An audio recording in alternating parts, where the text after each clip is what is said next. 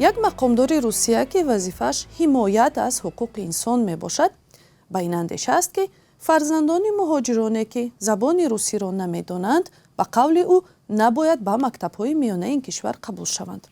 این در حالی است که روسیه مکان اساسی کار و درآمد و زندگی بسیار مهاجران از جمله از تاجیکستان شده است. قسمی زیادشان با اویله و فرزندها به روسیه می روند. تا کجا این نظری مقامداری روس می تواند در عمل تطبیق شود و این اظهارات چه خطرهایی دارد؟ در این باره صحبت داریم با همکارم میرزا نبی خالقزاد که حالا با ما در استودیو است. میرزا نبی سلام.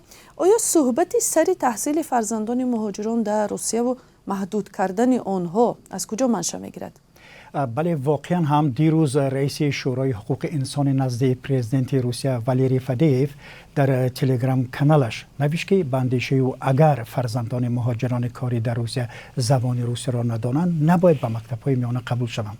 فدیف نوشته است که او در واکنش به پیشنهاد ایگور بارینوف این نکته را بیان کرد که رئیس آژانس فدرالی امور ملت‌ها می باشد. بارینوف به پوتین گفت که در روسیه باید مرکزهای مطابق شوی تشکیل شوند که به مهاجران قانون و قاعده های این کشور و هم رسم و فرهنگ محلی را شرح داده توانند. پوتین از این پیشنهاد پشتیبانی کرده است. والری فدیف رئیس شورای حقوق انسان گفته است که نهاد زیر نظر وی مخالف به طور ساده دادن شهروندی روسیه به آنهایی است که در برقرارسازی منطقه‌های زیر نظر روسیه در شرق اوکراین کار میکنند، چون به گفتش این حالت باعث آمدن موج زیادی ساختمانچیان از آسیای مرکزی می شود که زبان را نمیدانند. و همچنین گفته است که بچه‌های مهاجرانی که روسی را نمیدانند نباید به مکتب قبول شوند چون که به نظر او جریان درس خلل‌دار می شود. و همچنین گفته است که آنها باید 1 سال پیش از مکتب درس زبان خوانند و در ادامه گفته است که بسیاری ها به این کشور مخصوص برای تولد فرزند می روند. البته نظرهای مانند به این را در گذشته هم برخی سیاستمداران دیگری روس بیان کردند و حامیان حقوق چون این نظرها را چون نشانه های تبعیض مردم غیر در سطح دولتی انتقاد میکنند. شما امروز با بعضی مهاجران تاجیک هم صحبت شدید میرزا نبی، آیا در این باره آنها چی میگویند؟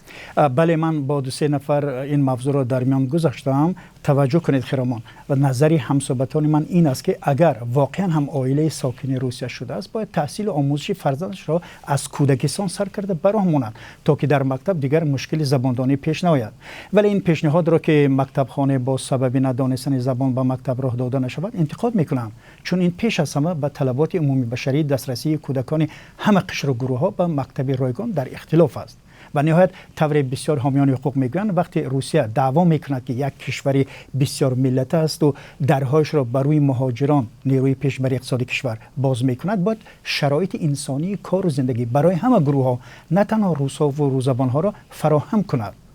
تشکر همکارم میرزا نبی خالقزاد بود. و اگر شما هم تماشابینان ارجمند در این باره اظهار نظر کردنی باشید یا تجربه خود را درباره تحصیل فرزندانتان در مکتب‌های روسی دارید، لطفاً به ما هم بگویید. نظرهای خود را زیر همین برنامه اخبار نویسید.